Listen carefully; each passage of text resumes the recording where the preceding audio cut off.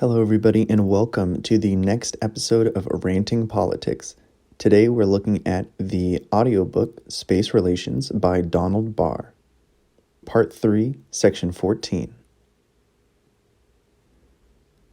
The mines of Tregast were cut into a range of low, sour hills that bounded the fen country, and the newer workings extended down into the water table.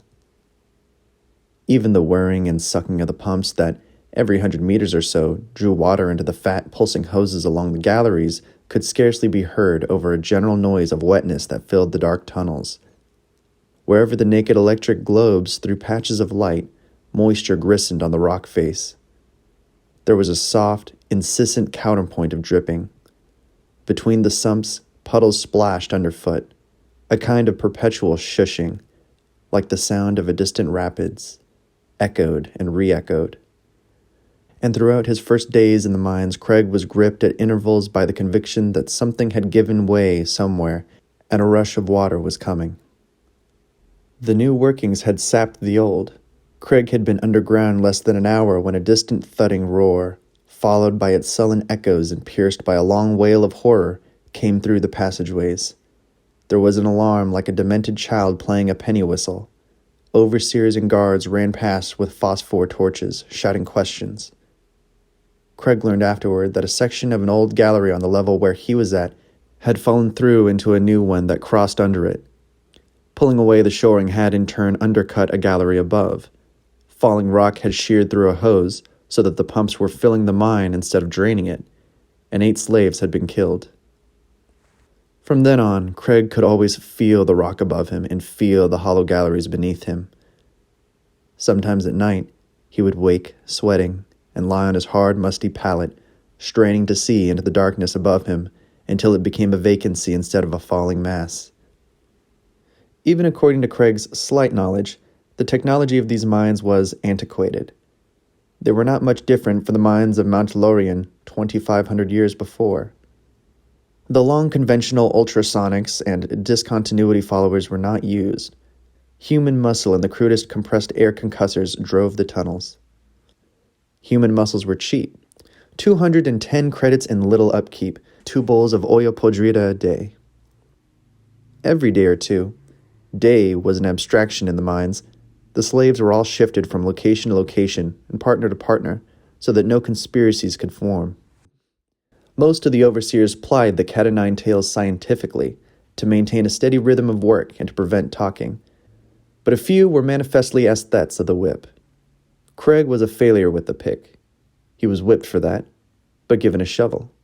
His partner broke the lumps of pinkish ore out of the veined rock, and Craig shoveled them into the tiny electric rail cars that took them to the lift. The cars were simple. They rattled along the sides of triangular trestles that were assembled from portable lengths. Rattled out to the slaves on one side, rattled back to the lift on another. Voracious, relentless. Occasionally, explosives were used to shatter the rock face, and then Craig labored desperately, his body trembling with fatigue. On his 3rd day, Craig asked the gaunt man with whom he was teamed, "What is this stuff?" The slave rested his pick and coughed. "Moinstenite," he said between long, gasping seizures. "High-grade beryllium ore, the highest grade." He doubled over as his system fought to expel the death from his lungs. "In all the bleeding universe." "You ought to have that looked at," said Craig. "Oh, I will. My specialist is..." A laugh turned into more coughing. "Vacation at Aldebaran 3 just now." "Don't they have an MD or MT for this mine?" "Only for the real human beings." The swoosh and explosive pain of a cat-o'-nine-tails took Craig by surprise. "Running off at the mouth again, Smith? Get to work!" The overseer's cat screamed and clawed at Craig's back again, and the squat, grim man walked away quickly. "He's actually a decent sort, isn't he?"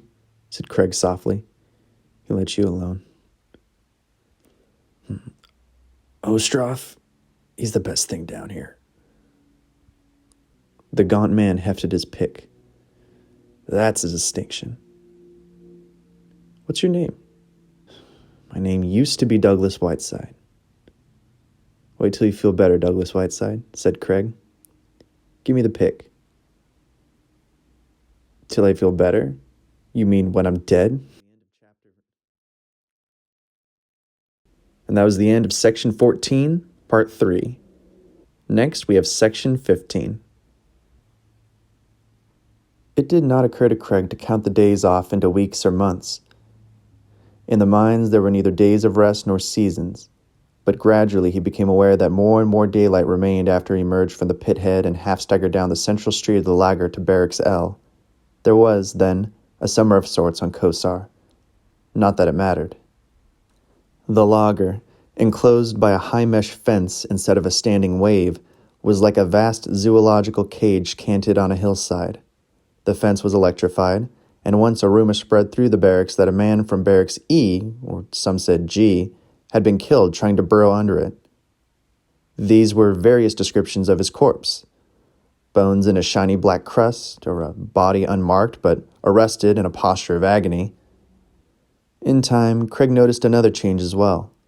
His body hardened. Once every morning had begun with an aching torpor that during the day had intensified to anguish. Now exhaustion set in rarely and only after hours of work. Craig could not find a mirror, but the murky reflection of his face in the metal mess kit suggested that his jaw too had thinned to a youthful hardness. With the lengthening of daylight, there were barracks talk of escape, nocturnal whisperings punishable by 5 with the cat, hypnagogic schemes building into nonsense. No one had a practical way of getting past the electrified fence. There were to be ingenious catapults, clothing of marvelous insulating properties, circuitry that would short out sections of the fence without somehow tripping the alarm. And once past the fence, there were to be kindly folk, idealists who would smuggle them to the spaceport, or there were to be bands of half-wild outlaws roaming the hills. Craig listened and contributed nothing. It was plain that not one of the slaves in Barracks L had ever seen one centiere of Kosar, except for the compound at the spaceport and the lager at the mine. And yet Kosar could not have an economy based entirely on imported slaves. Slaves who did not breed more slaves must be diseconomic. Machines, even unsophisticated machines, could perform practically all the physical tasks a human worker could perform, but it took human labor to make such a machine, or to make machines that would make such a machine. Surely what made slavery profitable was the fact that Craig remembered his first economics course at the Institute and the redoubtable Redding with his eloquent white eyebrows and scathing wit, that God built the human machines. Why were there no second-generation slaves here? All right, that's the end of Section 15, Part 3. Now we are on to Section 16. Ah, Mr. Whiteside, said Craig. Ah, Mr. Smith, said Whiteside. Chance reshuffling had brought them together again. This time, Craig stood his turn with the pick and tried to spare the older slave as much as possible. Whiteside's face was more cavernous than ever, and sometimes the reflection of the naked lights glistened in his eyes in such a way that Craig thought he saw a deathly brightness there. But the cough seemed no worse. I feel better than I have in some time, said Whiteside, protesting against Craig's solicitude. They were cutting ore from a small vein low on the gallery wall in one of the deepest levels. The lights were sparsely strung. The pumps were farther apart than usual. Few wagons came rattling along the portable trestle. There seemed to be few work teams behind them and none ahead. Craig judged that they must be near the end of a gallery that had lost the vein. The overseers, among them a yellow-eyed, lopsided hulk called Pornak, who had the reputation of whipping for sport, came along infrequently and never went on past them. No guards came. It was while Pornak was standing by, however, that Whiteside began to cough. The spell was a bad one and did not stop. Whiteside doubled over, leaning against the rock wall to keep from falling, and coughed from deep in his thin chest. Craig, seeing that the droplets of fluid that spattered the old slave's drawstring trousers were red, put down his pick to help support his partner. "Who gave you leave to drop that pick?" The cat screamed, and Craig gasped at the burst of pain in his back. "And you," said Pornak fiercely to Whiteside, "you get back to work too. He raised the cat o' nine tails. Craig, from the habit of obedience, had retrieved his pick and straightened up in time to see the overseer slash at the helpless Whiteside. He repeated the stroke, and the old slave toppled but continued to cough. "You old fake," said Pornack, and kicked the fallen man. "You want medicine for that cough? I'll give you the best medicine." He whipped him twice more, using his full strength, while gouts of blood poured from Whiteside's mouth and nose onto the wet rock. Craig drove the point of his pick deep into the base of Pornack's skull. The overseer crumpled without a sound. From Whiteside came a hard, gasping inhalation, then no cough. He lay still. Craig felt for the pulse. There was none. The old slave was also dead. Craig put his pick down so that the bloody point lay in the puddle of Whiteside's blood. He rolled Pornack over, stuck the cat o' nine tails in the overseer's belt, and dragged the big body by the feet as fast as he could, deeper into the mine. The gallery turned sharply. Craig came to the end of the trestle, then to the last of the pumps, then to the last of the lights.